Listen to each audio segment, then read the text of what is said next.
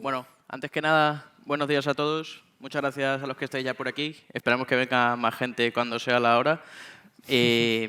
Primero, queríamos empezar agradeciendo la oportunidad, evidentemente, al CCNCER y agradecer pues, participar en este evento y poder colaborar entre todos y aprender de tanta gente tan experta en este evento. Así que nada, quisiéramos empezar primero explicando un poco de dónde viene lo de Catching Mr. Mime, Deception en entornos industriales, en sistemas de control industrial. Me imagino que muchos habéis visto la última peli de Pokémon, y si no, da igual, porque el Pokémon es el mismo en lo anterior que en la peli. Es un Pokémon que se llama Mr. Mime y es un mimo, ¿vale? Y como tal, su modus operandi es la mímica, ¿vale? Se inventa cajas, se inventa entornos y está todo el rato jugando con este juego de mímica. ¿Qué hemos hecho? Pues se nos ocurrió la idea de aplicar una tecnología medianamente reciente que se basa un poco pues, en la mímica, en el engaño. Entonces, lo que hemos pensado es, bueno, ya que queremos capturar a Mr. Mime, qué mejor forma que bajar su nivel y jugar a lo que él juega, al engaño. Bueno, aunque no nos han presentado ya, pues rápidamente, yo soy Pedro Tubillo y es mi compañero Alejandro Scatton. Trabajamos en Deloitte en el área de protección de infraestructuras y para explicar un poco la motivación de esta charla, el por qué es que escogimos la tecnología de Deception, simplemente comentar que es una tecnología en auge, que es bastante poco conocida en el sector y que específicamente en el sector industrial nos hemos encontrado con muchos clientes que ni siquiera han oído hablar de ella y que creemos que es una tecnología que tiene mucho potencial y que puede aportar mucha información a la hora de que los profesionales de sectores industriales puedan mejorar la protección de sus infraestructuras. Un poco como contenido, para explicar rápidamente qué vamos a hablar hoy durante la charla, en primer lugar vamos a dar una introducción a los sectores industriales, vamos a hablar de Industria 4.0, esta no es una diapositiva. Ahí, vale. Vamos a hablar de Industria 4.0, de dispositivos IoT y por qué consideramos que los entornos industriales son un objetivo muy suculento para cualquier atacante. A continuación, hablaremos de las tecnologías de Deception, cómo funcionan, en qué consisten y qué valor pueden aportar a los entornos industriales. Y finalmente, para que toda esta teoría no se haga muy pesada, vamos a hacer una demo, ¿vale?, a modo de explicación de la tecnología para tratar de enseñaros cómo funciona. Por tanto, sin más dilación, empezamos un poco en materia. Ya lo han comentado otros compañeros previamente, pero bueno, hacemos un pequeño repaso. Industria 4.0 o cuarta revolución industrial. A muchos os sonará el término, lo habéis escuchado ya y sabéis un poco de qué va.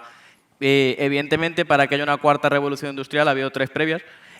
Una primera basada en la máquina de vapor, una posterior basada en lo que era la máquina de ensamblaje, una tercera sobre los años 70 en la cual se empezó a automatizar los procesos industriales y esta cuarta revolución industrial, que se viene acuñando el término desde el año 2013 más o menos, en el cual lo que hemos hecho es juntar lo tradicionalmente conocido como el mundo físico industrial con el mundo digital. Cuando hablamos de mundo digital nos referimos a todas estas nuevas tecnologías y nuevas tendencias como pueden ser la robótica, el Big Data, el IoT, como ha comentado Javier anteriormente.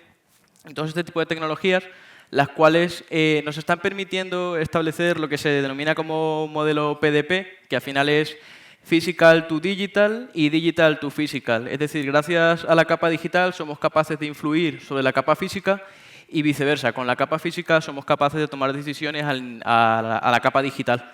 Y gracias a las tendencias del mercado y movimientos motivaciones económicas de las organizaciones, pues se han adoptado progresivamente este tipo de tecnologías. ¿Qué ocurre? Esto tiene un problema principal y es el que vamos a comentar sobre todo hoy. Es el tema de que se han incorporado un montón de dispositivos nuevos, cámaras web, sensores de temperatura, robots aspiradores con wifi, por ejemplo, todo este tipo de cosas que al final se han incorporado a sistemas físicos que inicialmente no estaban pensados para esto. Y estamos aumentando su grado de exposición una barbaridad. Para ser un poquito más específico, hemos dibujado un pequeño diagramilla en el cual pasamos de los años 70 hasta lo que sería el 2020 aproximadamente, en el cual hemos separado por tecnologías a alto nivel y la serie de amenazas y vulnerabilidades que han ido surgiendo con la evolución de las tecnologías, ¿no? Entonces, tenemos una fase inicial en la cual hemos llegado la época previa a la conectividad, con los primeros dispositivos periféricos más arcaicos y conexiones por cable, y la aparición de las primeras amenazas y vulnerabilidades, como podían ser el hardware tampering o el típico spoofing, ¿vale?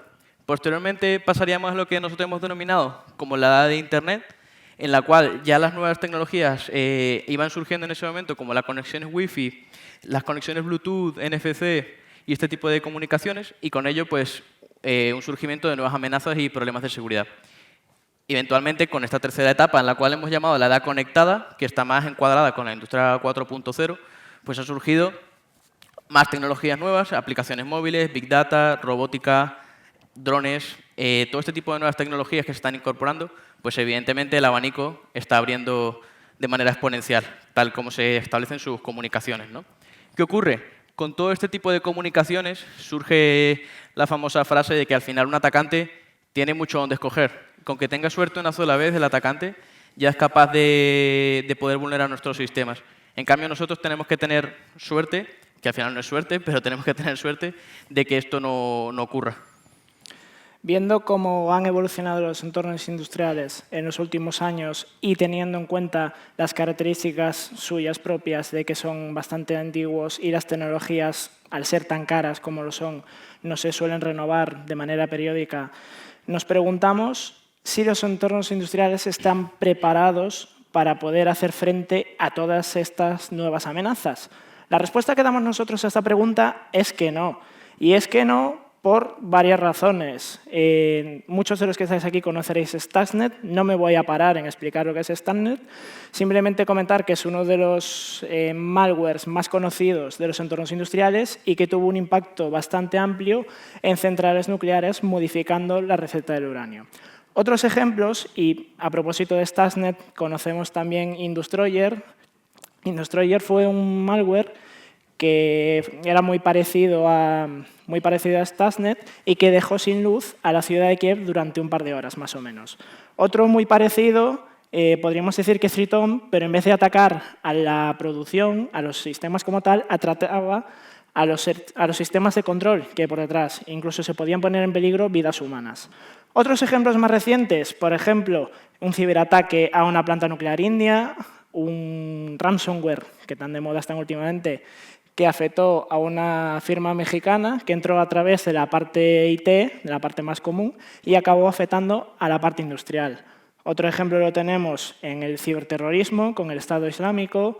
Otro lo podemos tener con Siemens, con un insider que pretenda sabotear la fabricación de componentes, haciendo que, por ejemplo, cuando ocurran ciertos elementos o se den ciertas condiciones, que el dispositivo no funcione adecuadamente. Otro ejemplo también podemos poner el de la sobreexposición, IoT. Al final, muchas revisiones de las que estamos haciendo, nos encontramos con fabricantes que publican algún servicio dentro de su infraestructura, dentro de su máquina, a través de un router con una 4G, por ejemplo. Esto al final no deja de ser una publicación de algo, posiblemente de información crítica, y tenemos herramientas como Sodan o Camerca, en las que todos estos contenidos que están publicados se indexan y una persona cualquiera, como puede ser yo con buenas intenciones o un malo con intenciones no tan buenas, podría acceder a esta información y tratar de atacar estos sistemas. Viendo el panorama, ¿cómo nos puede ayudar Deception? Bueno, a mí para explicar lo que es Deception me gusta utilizar esta imagen que tenemos aquí detrás, que vemos como 4 personas aparentemente están levantando un tanque a pulso. ¿Vale? Esto, obviamente, sabemos que no es real, porque 4 personas no tienen la fuerza suficiente para levantar un tanque que pesará muchas toneladas. Esto lo que es un engaño.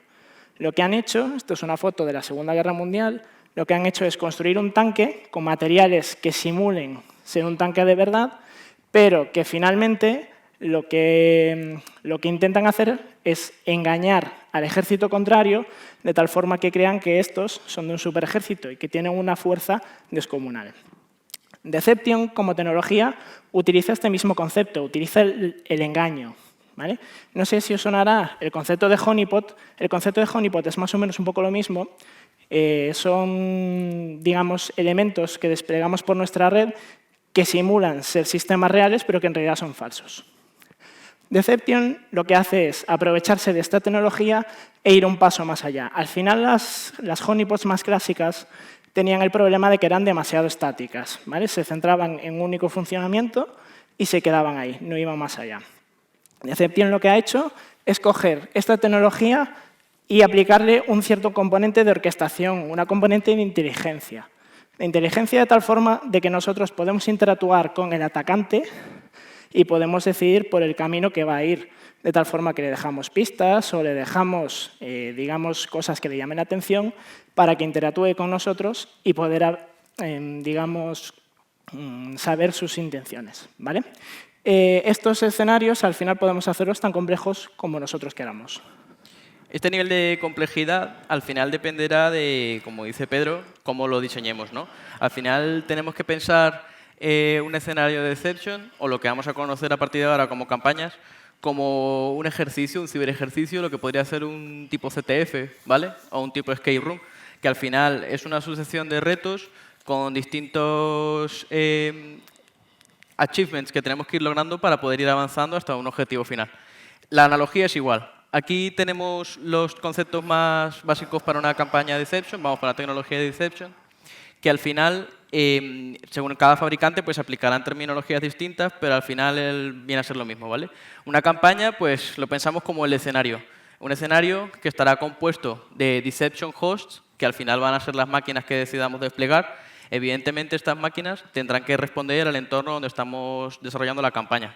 Es decir, si estamos desarrollando una campaña industrial, por ejemplo, pues buscaremos tener Deception hosts que emulen un entorno industrial, por ejemplo. Estos Deception hosts irán acompañados de los Deception services. Al final, los Deception services no dejan de ser, como su nombre indica, pues los servicios de engaño. ¿Servicios de engaño qué son? Pues puede ser un FTP, puede ser un portal web de administración de un dispositivo, por ejemplo. Puede ser cualquier tipo de servicio que se os ocurra para que nuestra campaña sea más creíble y podamos generar un entorno lo más creíble y con un nivel de interacción que nosotros decidamos dar. Esto al final dependerá de la campaña que diseñemos. Y por último, tendríamos también los breadcrumbs o las pistas.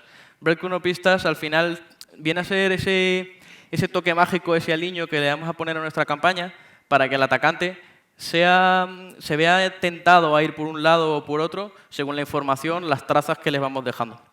Ahora lo veremos. Y por último, esto evidentemente tiene que estar todo orquestado con una serie de reglas. Una serie de reglas que permitirán que nuestro árbol de decisión se desarrolle por un lado o por otro según hayamos definido. Pensar que aquí esto no es un entorno que estamos exponiendo un entorno que hemos creado y queremos que vaya por donde nosotros queremos que vaya. ¿Esto cómo se pintaría? Básicamente esto sería un diagrama genérico en el cual tenemos nuestra plataforma de Deception, que será capaz de crear y customizar todos nuestros cebos y los dispositivos que queramos desplegar en nuestra campaña, y a su vez que tiene que ser capaz de recibir todas las alertas y correlar todas las reglas que hemos definido para cada campaña. Al final tenemos que tener una visibilidad total sobre nuestros dispositivos de Deception, lo cual nos aporta un valor añadido también, que es que la visibilidad que tenemos de los dispositivos es de información de calidad. Es decir, toda la información que recibamos de estos dispositivos es información que debe ser tomada en cuenta, porque al final son dispositivos que están desplegados para ser usados por atacantes, digamos. No, un usuario normal no debería interactuar con ellos. Dicho esto, pues ya tendríamos más o menos entendido en qué consiste la tecnología de Deception a alto nivel. Vamos a ver cómo lo enlazamos con entornos industriales. Los entornos industriales, para explicar un poco de qué están compuestos y luego explicar las características de los mismos, aquí os mostramos el esquema Purdue, ¿vale? En el cual digamos que se muestra una arquitectura común dentro de un entorno industrial. Se parece un poco al modelo OSI, pero se diferencia en 3-4 cosillas, principalmente en los dispositivos o en el tipo de dispositivos que están dentro del entorno, ¿vale? En este caso, vemos en las capas más bajas que tenemos sensores, tenemos dispositivos de campo, que al final Traducido hablando a bajo nivel, son ceros y unos, pero son ceros y unos que se envían hacia arriba, hacia HMIs, hacia SCADAs, hacia sistemas de control y que nosotros, como operarios, podemos modificar y cambiar el comportamiento de estas máquinas. ¿Vale? Todos estos dispositivos se encuentran integrados generalmente dentro de líneas de operación. Estas líneas de operación, en cuanto se paran por algún motivo, generalmente tienen o acarrean hacia la empresa pérdidas de un valor económico muy alto. Otra característica de estos dispositivos es que suelen ser bastante antiguos, cantidad de veces que nos hemos encontrado en auditorías algún Windows XP, Windows 98, incluso un Windows NT, creo recordar. Sí, sí. Tienen un bajo rendimiento porque al final, al ser dispositivos antiguos, tienen muy poco hardware, muy pocos recursos, entonces la tolerancia a fallos es bastante baja y no se le puede instalar, por ejemplo, un anti-malware o algún programa de seguridad como los que tenemos tradicionalmente en nuestros equipos. Dicho esto, al tratarse de dispositivos muy viejos y que generalmente el ser viejo suele llevar de la mano que tengan muchas vulnerabilidades, los convierte en infraestructuras muy suculentas para cuando un atacante quiera tratar de causar algún tipo de impacto. Continuando con cómo podemos aplicar la tecnología de Deception en entornos como este, lo primero que debemos decir, para sobre todo aquella gente que tiene un poco de miedo de meter alguna tecnología en un entorno que si se para puede ser, digamos, bastante caro para la empresa, decir que es una tecnología que no interactúa en ningún momento con el entorno real. Lo podemos ver en esta imagen. Tenemos por un lado la parte de nuestros activos reales y por otro lado la parte de Deception, de la tecnología. ¿Vale? Aparte de ser una tecnología autocontenida, no tiene impacto en operación, está completamente fuera de los sistemas reales y es muy fácil desplegarla, customizarla e incluso modificarla en tiempo real para que en caso de que un atacante trate de entrar en nuestros sistemas, podamos decirle por dónde tiene que ir para tratar de averiguar sus intenciones. A mayores de todo esto, también es una tecnología que nos permite enviar alertas en tiempo real, de tal forma que si detectamos algún tipo de actividad maliciosa, podamos poner contramedidas sobre la marcha. Dicho esto, ahora que tenemos una tecnología que nos permite ver qué está ocurriendo sin tocar el entorno real, podemos decirle a nuestro Mr. Mind de turno que ahora él va a tener que tener suerte muchas veces y nosotros, con que tengamos suerte una vez, ya habremos visto que están intentando atacarnos. Dicho esto, una vez que hemos introducido lo que queremos hacer, tenemos este pequeño diagrama industrial a modo de ejemplo, que podría identificarse con cualquier organización que tenga este tipo de entornos, con una sala de control, un control center, una zona de almacenaje, una zona de procesos industriales, distintos segmentos de red, los cuales están segmentados, con suerte, entre ellos, y pues una parte IT que en algún momento pues, se conecta de forma segura, debería, al resto de entornos. ¿Qué ocurre? Como hemos dicho inicialmente, tenemos una cantidad de vulnerabilidades y una cantidad de vectores de ataque inmensa. Entonces, al final, pues como decía Pedro, son entornos suculentos que al Mr. Mind de turno, a nuestro atacante, pues le puede llamar la atención. ¿Qué vamos a hacer? Pues vamos a desplegar nuestras Pokéballs, que es nuestro Deception, para intentar pillar al atacante, ¿vale? Y eso lo vamos a ver en una demo, ¿vale? No tenemos mucho tiempo, pero bueno, antes de empezar con la demo como tal, vamos a ilustrar un poco lo que va a pasar, spoiler alert, para que no os perdáis, porque el vídeo fuimos súper rápido, ¿vale? Porque no nos da tiempo. Tenemos un entorno, ¿vale? En el cual tenemos un orquestador de Deception, como hemos dicho, y que está todo el rato monitorizando las alertas que se puedan generar en nuestros dispositivos Deception, ¿vale?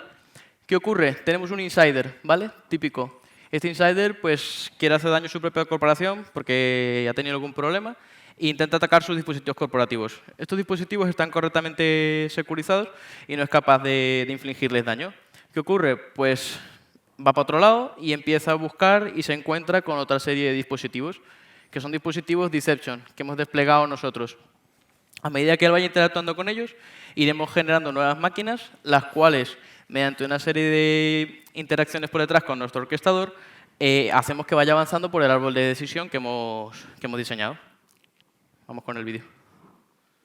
Aquí vemos, bueno, este sería nuestro Exception Manager, ¿vale? Que sería, digamos, el orquestador que hemos programado para que vaya funcionando el entorno cuando un atacante interactúa con él, ¿vale?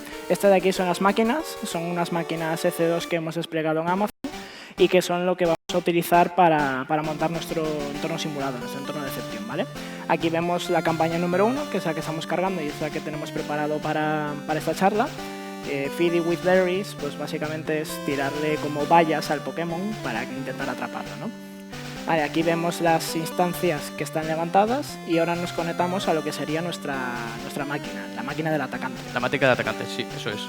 Al final tenemos el orquestador por detrás, totalmente transparente para el atacante, y el atacante pues lo que va a intentar hacer, como buen atacante, pues es escanear la red y ver, oye, ¿qué tengo por aquí que pueda meterle mano? Vamos a tirar de, por ejemplo, un clásico como puede ser un Nmap. Y lo que va a intentar es pues, escanear esta red, hacer un pin sweep, hacer un barrido y encontrar los dispositivos que están vivos. Si os acordáis del diagrama anterior, había 2 dispositivos vivos desde el principio. Así que nada, nos logamos en una cal y al final esto lo hemos hecho por un tema de rendimiento, pero al final es la misma máquina, ¿vale? Nos da igual.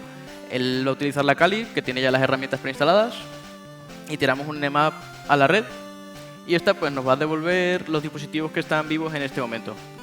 Dispositivos que tenemos todas las alertas correladas y las reglas definidas para ellos.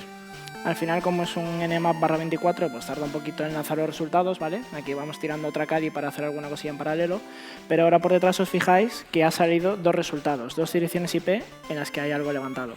Ahora, por ejemplo, tiramos otro Nmap a una de ellas, a la 162, en la que hemos visto que hay algo levantado, pues un puerto TCP SSH, parece, y volvemos a tirarlo a la otra dirección IP y vemos que hay un 883 levantado, un MQTT. Este es un protocolo que se suele utilizar en IoT para enviar información, entonces pues vamos a probar a suscribirnos con el Mosquito. Es un estándar, ¿vale?, de los dispositivos IoT y tiene opciones de hacerlo de manera segura, pero si compras la webcam por AliExpress probablemente no lo tenga.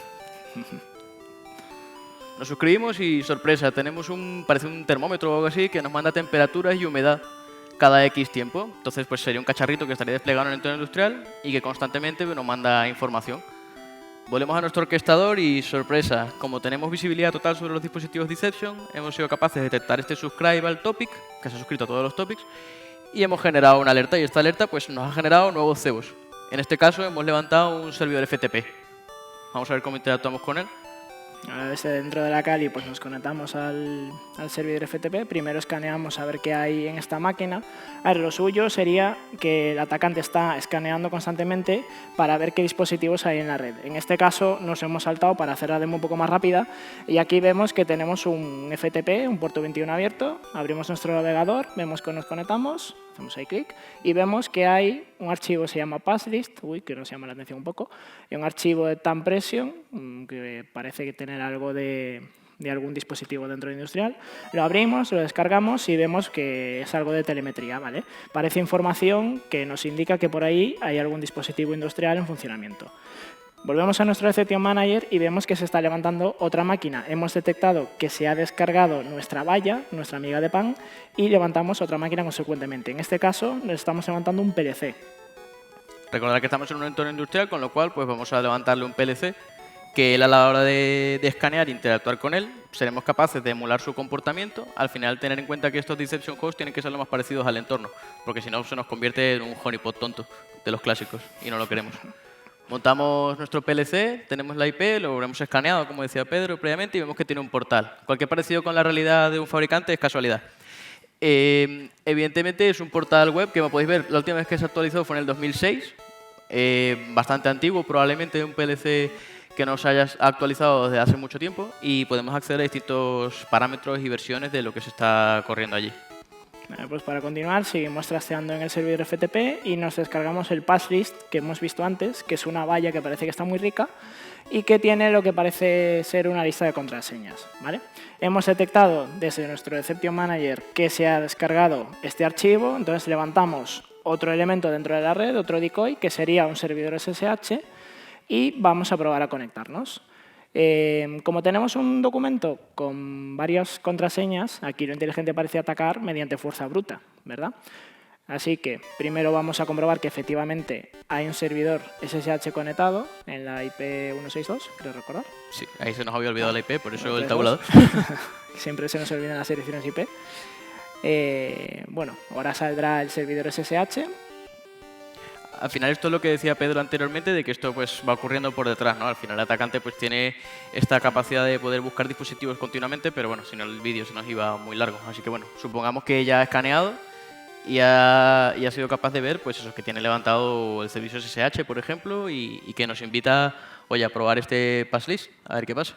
Y ahora, mediante fuerza bruta, utilizando la herramienta Hydra desde la Kali, pues pasamos el listado de contraseñas y vamos a ver cómo casualmente una de las contraseñas nos va a servir para conectarnos al SSH. Ahí escribimos los parámetros, le pasamos el archivo que nos hemos descargado, eso es. el passlist.txt, ahí está la dirección IP para hacer la fuerza bruta. Y ahora cuando le damos a Enter, que es ya, vemos cómo una de las contraseñas nos sirve para acceder al SSH. Vale, que al final este SSH no es más que una honeypot que hemos levantado nosotros. Es un Cowry. Es un Cowry, específicamente. Mucho sonará. Pero bueno, ahí vemos cuando estamos conectando, le damos a Yes, introducimos la contraseña, no se ve, pero la estamos poniendo, y estamos dentro, ¿vale? Es un sistema que a priori parece real, hacemos un Juamai para ver qué usuario tenemos, probamos varios comandos para ver qué resultado nos devuelve y pues todo nos parece indicar que estamos ante un sistema que es real. Eso es. Es un SSH que al final nos emula un sistema de ficheros con una máquina parecido a un Ubuntu que tiene pues los típicos directorios y bueno, hasta aquí el atacante pues parece que ha conseguido llegar hasta una máquina que quién sabe incluso podría ser una SCADA, ¿vale? Aunque en realidad lo que nuestro orquestador lo que ha hecho por detrás es que ha desplegado una herramienta, bueno, es una herramienta open source que podéis utilizar y cacharrear con ella, en la cual pues somos capaces de orquestar dockerización de honeypots, ¿vale? Entonces mediante Docker somos capaces de gestionar honeypots y a su vez contamos con un portal web basado en Kibana y Elasticsearch para poder tener una visualización mucho más gráfica y un reporte mejor de lo que está sucediendo. Entonces nos logamos en el portal y vamos a ver qué ha ocurrido sobre nuestro Cowry. Tarda un pelín en actualizar, vamos a actualizar aquí el tiempo. De hecho, volvemos a interactuar con la máquina para que salgan más resultados desde dentro de nuestro Cowry, de nuestra máquina de monitorización. Y ahí vemos otra vez cómo hemos hecho la fuerza bruta, vamos al Cowry y, sorpresa, nos sale que hemos intentado atacar esta máquina. De hecho, se ha actualizado ahí, no se ha visto muy bien, pero bueno, había subido a 20 y algo. Se ve por ahí SSH, esas son las credenciales del TXT que acabamos de probar como fuerza bruta. Y ahí vemos la dirección IP desde la que hemos atacado nosotros, que es la que sale constantemente como que es nuestra dirección IP, la del atacante.